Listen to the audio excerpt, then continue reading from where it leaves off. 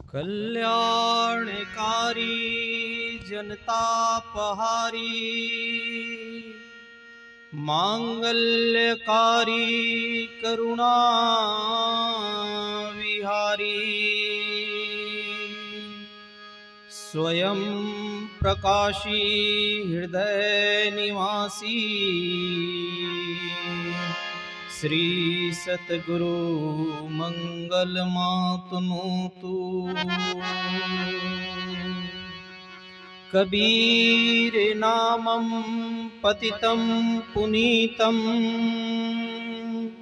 युगे युगे स्वामी हरन्ति दुःखम्। दातार मुक्तं पुरुषं पुराणं चरणारविन्दं सततं नमामि। माला टोपी सुमरणी सतगुरु दिया बख्शीश,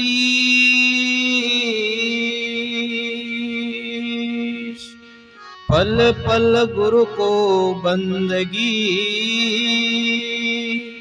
चरण नवाशीष।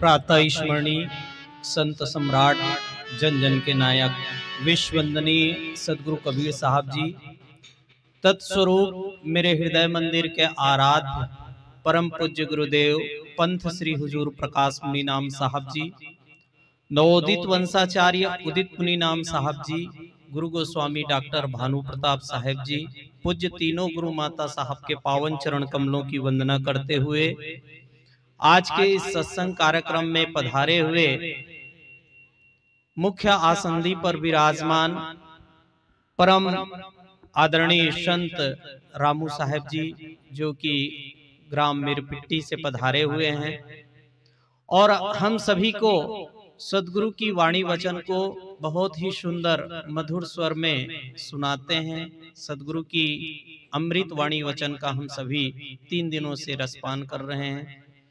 मंच पर विराजमान ब्रह्मचारिणी आश्रम धमतरी से पधारे हुए साध्वी बहन, हमारे बीच विराजमान मधुर वाणी के धनी परम आदरणीय संत राम शरण साहेब जी कबीर ज्ञान मंदिर अछोली से पधारे हुए हैं। हमारे बीच उपस्थित अन्य कड़िहार जन, संत जन, करुणा एवं वात्सल्य की मूर्ति आमीन माताएं और वसुंधरा की गोद को सुशोभित करने वाले नौनिहाल बाल गोपाल, आप सभी को सप्रेम साहेब बंदगी साहेब, साहेब बंदगी साहेब, साहेब बंदगी साहेब। प्यारे सज्जनों, आज का समय थोड़ा सा विलंब हो चुका है और आप सभी चाहते हैं कि जितना जल्दी हो सके हम साहब को सुने। थोड़ी सी मुझे भी समय दिया गया है। आज अभी बता रहे थे हमारे आदरणीय संचालक महोदय जी कि ये जो कार्यक्रम है वो परम आदरणीय सतलोकवासी श्रीमान विशाल साहब जी की पुण्यतिथि के शुभ अवसर पर आयोजित है। सदगुरु से यही निवेदन करते हैं, प्रार्थना करते हैं कि सदा सर्वदा के लिए अपने चरणों में परम विश्रांति प्रदान करे। सदगुरु का आना और अन्य देवी देवताओं का आना इस संसार सागर में सबका अलग अलग महत्व रखता है। कोई कम नहीं है, कोई ज्यादा नहीं है, लेकिन सबके आने का कारण अलग अलग होता है। जैसे गीता में कहा गया, यदा यदा ही धर्मस्य ग्लानिर्भवति भारत अभ्युत्थानम अधर्मस्य तदात्मानं सृजाम्यहम्। ये भगवान के आने का कारण है। रामचरितमानस में भी उल्लेख आता है कि परमात्मा के आने का कारण क्या है। संतों की रक्षा करने के लिए, गौ माता की रक्षा करने के लिए, धर्म की रक्षा करने के लिए परमात्मा का आगमन होता है। लेकिन सद्गुरु के आने का कारण क्या है? सद्गुरु इस धराधाम में आते क्यों हैं? तो सद्गुरु के आने का कारण है, जीव दुखित देखा भवसागर ता कारण पगुधारा। जीवों के दुख को देख करके सद्गुरु इस धराधाम में आते हैं। और जीव कहने मात्र से समस्त जीव जगत की बात आ जाती है। यहां पर सद्गुरु ये नहीं कह रहे हैं कि सिर्फ गौ रक्षा के लिए उनका आना हुआ है, सिर्फ साधु संतों की रक्षा करने के लिए उनका आना हुआ है। यदि हम गौ माता की रक्षा करते हैं तो भाई बकरी ने हमारा क्या बिगाड़ा है, मछली ने हमारा क्या बिगाड़ा है, मुर्गे ने हमारा क्या बिगाड़ा है? उसमें भी तो जीव है। जैसा हमारा शरीर का कोई अंग कट जाए तो हमको दर्द होता है, ठीक उसी प्रकार से इस चराचर ब्रह्म में जितने भी जीवधारी हैं, उनके शरीर पर छुरी चले, कुल्हाड़ी चले या कोई भी अस्त्र शस्त्र चले तो उन्हें भी दर्द होता है। प्यारे सज्जनों, सद्गुरु का आना जीवों के दुख को देख करके हुआ, समस्त प्राणी मात्र के लिए। यहां पर सद्गुरु किसी बंधन से बंधे हुए नहीं है। सद्गुरु तो स्वयं बंदी छोड़ हैं, वो सबके बंधन को छुड़ाने वाले हैं। इसीलिए तो साहब को कहा जाता है, हिंदू के गुरु मुसलमान के पीर, 7 दीप 9 खंड में एक ही सत्य कबीर। प्यारे सज्जनों, सद्गुरु का संबंध में और क्या कहा जाता है? हम सद्गुरु को कैसे जाने, कैसे पहचाने? कक्का केवल नाम है, बब्बा ब्रह्म शरीर, और रारा सब में रम रहा ताका नाम कबीर। गगन मंडल से उतरे सद्गुरु सत्य कबीर, और जलज माही पौढ़न किए सब पीरन के पीर। प्यारे सज्जनों, सद्गुरु इस संसार सागर में आए तो जीवों को जगाने का कार्य किए। जीवों के अंदर में जो पाखंड है, जो अंधविश्वास है, जो धर्मांधता है, उसको समाप्त करने के लिए आए। कई लोग कहते हैं ये कबीरपंथी लोग पूजा नहीं करते हैं जी, पूजा पाठ का विरोध करते हैं। सद्गुरु ने कभी पूजा पाठ का विरोध नहीं किया है। सद्गुरु ने तो कहा, पाहन पूजे हरि मिले तो मैं पूजूं पहाड़, मैं पहाड़ को पूजने के लिए तैयार हूं। लेकिन क्या पाहन के पूजने से, यदि पत्थर के पूजने से हरि मिल जाए, भगवान मिल जाए, तो मैं पहाड़ को भी पूजने को तैयार हूं।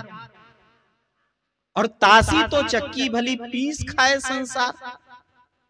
हम जिस पत्थर की पूजा करते हैं उससे कुछ होता तो है नहीं, उससे बढ़िया तो वो चक्की है जिसके पीसे हुए आटे को पूरा संसार आहार के रूप में ग्रहण करता है। तो साहब ने यहाँ पर पूजा का विरोध नहीं किया। अनेक लोग यही कहते हैं इस साखी को ही लेकर के कि साहब ने मूर्ति पूजा का विरोध किया। साहब ने कभी भी पूजा का विरोध नहीं किया। इस पूजा के पीछे जो छिपा हुआ आडंबर है, जो अज्ञानता है, उस अज्ञानता का विरोध किया। प्यारे सज्जनों, सद्गुरु कबीर साहब जी के 4 प्रधान शिष्य हुए हैं, जागू, भागू, सुरति गोपाल और धनी धर्मदास साहब जी। इसके अलावा भी बहुत सारे हिंदू राजा सदगुरु के शरणागत हुए, बहुत सारे मुस्लिम सम्राट भी सदगुरु के शरणागत हुए। उन्हीं में से एक संत है जिनका नाम है संत रामदास। जो संत रामदास जो है वो सनातन पूजा में लगे हुए थे। भगवान को रोज भोग लगाना, नहलाना, धुलाना, वस्त्र परिवर्तन करना और नाना प्रकार से उसकी पूजा पाठ किया करते थे, भक्ति में लीन रहा करते थे। इधर सदगुरु कबीर साहब जी की जो महिमा है वो चारों दिशाओं में फैल रही थी, क्योंकि कोई भी व्यक्ति सूर्य के प्रकाश को एक जगह पर केंद्रित नहीं कर सकता है। जब आपके घर में दिन होता है तो दिन का प्रकाश पता चल जाता है, रात होती है तो रात की कालिमा जो है, आप घर में रहो, अपने कमरे के अंदर में रहो तो भी पता चल जाता है कि दिन हो गई और रात हो गई है। प्यारे सज्जनों, ठीक उसी प्रकार से सदगुरु का जो ज्ञान का प्रकाश है वो सिर्फ भारत भूमि में ही नहीं, देश विदेश में चर्चा होने लगा। और इस बात को देख करके एक भक्त रामदास जी सदगुरु कबीर साहब जी के पास चले गए। सदगुरु कबीर साहब जी के पास जा करके निवेदन किया कि संत जी, आपके दर्शन करने के लिए ब्रह्मा विष्णु महेश आते हैं, सारे देवी देवता आपकी सेवा में लगे हुए रहते हैं। आपसे मेरा एक निवेदन है, आप कृपा कीजिए, क्योंकि कहा जाता है कि संत बड़े परमार्थी, शीतल जिनके अंग और तपन बुझावे और के ले ले अपने रंग। संतों की महिमा बहुत ही सुंदर है, बहुत अकथनीय है। कल भी हमारे आदरणीय संत जी हम सभी के बीच में संत की महिमा श्रवण पान करा रहे थे। प्यारे सज्जनों, संत रामदास सदगुरु के सामने जाकर के निवेदन किए कि संतों की महिमा जो है बहुत महान है। आपके चरणों में सादर नतमस्तक होकर के निवेदन करता हूँ, आप इतना कृपा मुझे पर बरसाइए कि मुझे भगवान का दर्शन हो जाए, भगवान के दर्शन करा दीजिए।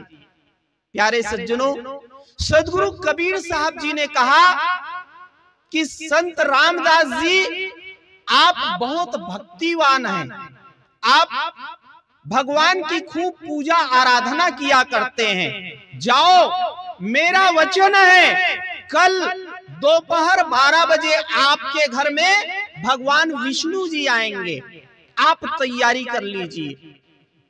प्यारे सज्जनों, वो संत रामदास बहुत गदगद हो गया। बिन मांगे मोती मिले और मांगे मिले न भीख। प्यारे सज्जनों, जो आंखों क्या अंधा है, उसे यदि कोई नैन दे दे तो उसे जिस प्रकार से सुख मिलता है, उनके आंखों में प्रकाश आ जाए तो जो सुख मिलता है, वही सुख रामदास जी को होने लगा। वो चाह ही रहा था कि मुझे भगवान का दर्शन हो जाए, और वो भगवान के दर्शन करने के लिए बहुत व्याकुल हो गया। और उस व्याकुलता के चलते वो अपने घर में आया, और घर में आकर के प्यारे सज्जनों वो पूरी तैयारी करने लगा। आज मेरे घर में भगवान आएंगे, उनके लिए बढ़िया उत्तम सिंहासन सजाया गया, घर के चारों तरफ लिपाई पोताई किया गया, आंगन में रंगोली बनाए गए, उसके लिए चौक पूरा गया, घर के सामने तोरण सजाया गया, घर की माताएं बहनें आरती की थाल सजा करके ढोल तमाशा वाद्य यंत्र लेकर के भगवान के को परघाने के लिए अपने द्वार तक के चले गए। आप लोग भी ऐसा करते हैं और करना भी चाहिए।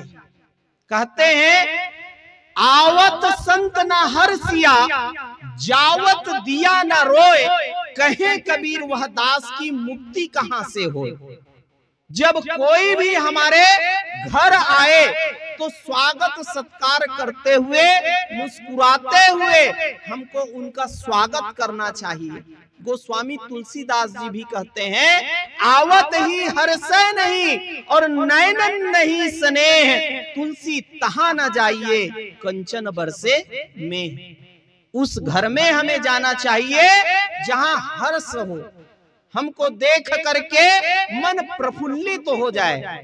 प्यारे सज्जनों, ठीक वैसा ही आरती थाल लेकर के, ढोल पतासे लेकर के, प्यारे सज्जनों, संत रामदास जो है वो अपने नगर के सामने चला गया, गांव के सामने मुख्य द्वार पे चला गया और मुख्य द्वार में आरती थाल लेकर के भगवान के आने का समय हो गया, इंतजार करने लगे।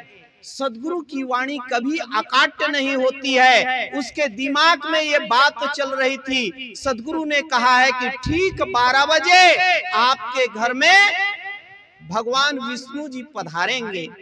प्यारे सज्जनों, ठीक बार बार घड़ी का कांटा देख रहे हैं। उन्होंने देखा कि ठीक जैसे ही 12 बजे हैं, एक विशाल भैंसा जो है वो कीचड़ से लथपथ होकर के दौड़ते दौड़ते आया और सभी लोगों को तितिर बितिर कर दिए। इधर उधर हो गए सारे लोग और वो दौड़ते दौड़ते आया भैंसा, और भैंसा दौड़ते दौड़ते आकर के उसके घर में घुस गया और घर में जैसे ही घुसा, जो सिंहासन बना हुआ था उसमें जा करके इधर उधर लौटने लगा। प्यारे सज्जनों, इस घटना को देख करके वो रामदास जो है बड़ा तिलमिला गया। मैंने तो अपने प्रभु के लिए, अपने हरि के लिए ये सिंहासन सजा करके रखा है और ये भैंस आया और पूरा सिंहासन को बर्बाद कर दिया। प्यारे सज्जनों, उसने उठाया एक डंडा और 2-4 डंडे उस भैंस के ऊपर बरसाना शुरू कर दिया। अब भैंस तिलमिला गया, उस सिंहासन से उठा और चला गया। प्यारे सज्जनों, पुनः उस सिंहासन को साफ सुथरा किया गया और साफ सुथरा करके प्यारे सज्जनों उसे निर्मल बनाया गया। अब आरती थाल लेकर के पुनः द्वार पे चले गए। द्वार पे गए, इंतजार किए, 12 से 1 बज गया, 2 बज गया, शाम हो गया, परमात्मा आया नहीं, भगवान विष्णु उसके घर में आया नहीं। अब इधर रामदास जी को बड़ा कष्ट हुआ। संत कबीर साहब जी ने कहा था कि आज 12 बजे हमारे घर में भगवान विष्णु आएंगे। उनकी वाणी कभी भी निरर्थक नहीं होती है, जो भी कहते हैं सत्य कहते हैं, लेकिन मेरे साथ ऐसी घटना कैसे घट गई। प्यारे सज्जनों, वो दूसरे दिन चला गया सदगुरु कबीर साहब जी के आश्रम में, और जैसे ही गए वो तो बौखला गया था। साहब के सामने जाकर के कहा कि क्या आप मेरा मजाक बनाते हैं, आप हमेशा सत्य बोलते हैं लेकिन आपकी वाणी आज निरर्थक हो गई, झूठ हो गई। प्यारे सज्जनों, साहब ने कहा मेरी वाणी कभी झूठ नहीं हो सकती है, मैंने सत्य कहा। आपके घर में भगवान विष्णु आए थे लेकिन आपने उसे पहचाना नहीं। आपके घर में प्यारे सज्जनों एक भैंस आया था। उन्होंने पूछा, सदगुरु कबीर साहब जी ने पूछा, आपके घर में एक भैंस आया था? बोला हाँ आया था। वही तो भगवान विष्णु है, वही तो भगवान आपके घर में भैंस के रूप में आया था, लेकिन आपने उस भैंस को पहचाना नहीं, आप जीव जीव में भेद कर दिए। सदगुरु ने कहा सब घट मेरी साइया और सुनी सेज न होए, बलिहारी वा घट की जा घट परगट होए। जाओ रामदास, तुम अपने घर के मूर्ति में जाकर के देखो, जिस प्रकार तुमने उस भैंस को डंडे बरसाए हैं, उसके ऊपर फफोले पड़ गए, आप अपने भगवान की मूर्ति में जाकर के देखो, उसके पेट पीठ में भी फफोले पड़ गए हैं। प्यारे सज्जनों, रामदास बड़ा लज्जित हुआ और लज्जित होकर के घर आकर के अपने मूर्ति को देखा तो उस मूर्ति के ऊपर फफोले आ गए थे। प्यारे सज्जनों, ऐसे हमारे सदगुरु हैं जो तन के जाने, मन के जाने, घट के जाने चोरी, और वाह साहेब से क्या छिपा है जिसके हाथ में डोरी। प्यारे सज्जनों, साहब हमें बताते हैं, कबीर मन निर्मल भया जैसे गंगा नीर, और पीछे पीछे हरि फिरे कहत कबीर कबीर। प्यारे सज्जनों, ऐसे सदगुरु के हम शरणागत हैं जो सभी जीवों के कल्याण के लिए आए हुए हैं। और वर्तमान में हमारे कबीर साहब वर्तमान में भी हैं, इस कली काल में भी हैं। उसे पहचानने की आवश्यकता है, उसे जानने की आवश्यकता है। वो कौन है? साहब ने कहा, वंश रूप हम सही और वंश ही रूप हमार, इसमें कोई कर्मा नहीं पड़े 84 धार। वचन वंश से दुर्मत करे और जपे जो नाम कबीर, और लख 84 ते परे कबहू न लागे तीर। वो सदगुरु आज हमारे बीच में वचन वंश के रूप में है। 15वें वंश गुरु पंच श्री हुजूर प्रकाश मुनि नाम साहब जी हमारे बीच विराजमान हैं। 16वें वंश गुरु उदित मुनि नाम साहब जी का आगमन हो चुका है और उन्होंने बहुत ही सुंदर मिशन की शुरुआत की है, कबीर धर्मदास वंशावली मिशन। और उस मिशन का स्लोगन वाक्य है, जीव दया और आत्म पूजा। इसलिए सभी कबीर पंथियों से और सभी संतों से मेरा विनम्र निवेदन है कि हम सभी के घटों में उस परमात्मा को जाने। हमारे नवोदित वंशाचार्य उदित मुनि नाम साहब जी ने प्रत्येक गांव में 4 प्रतिनिधि नियुक्त करने के लिए कहा गया है, और इस विषय में मैं कई बार और चर्चा कर चुका हूं। आज मैं पुनः आप सभी से करबद्ध निवेदन करता हूं, प्रार्थना करता हूं कि आप सभी अपने अपने गांव में 4 प्रतिनिधि नियुक्त कीजिए, जिसमें से एक मुख्य प्रतिनिधि होगा, दूसरा सहायक प्रतिनिधि होगा, और तीसरा युवा प्रतिनिधि होगा, और चौथा महिला प्रतिनिधि होगा। ये हमारे सदगुरु के वचन हैं, नवोदित वंशाचार्य साहब जी के वचन हैं। ये प्रतिनिधि हमको नियुक्त करना है, और उसके पश्चात इसको हमको तहसील प्रतिनिधि और तहसील प्रतिनिधि के माध्यम से जिला प्रतिनिधि तक के पहुंचाना है। प्यारे सज्जनों, बालोद जिला का जिला प्रतिनिधि हमारे महंत रामदास साहब जी हैं, और सहायक प्रतिनिधि के रूप में मैं हूं। तो आप लोग मेरे तक के पहुंचा दीजिए, अपने अपने गांव का जो ये लिस्ट है वो मेरे तक के पहुंचा दीजिएगा। आप सभी से निवेदन है प्यारे सज्जनों, हमारे नवोदित वंशाचार्य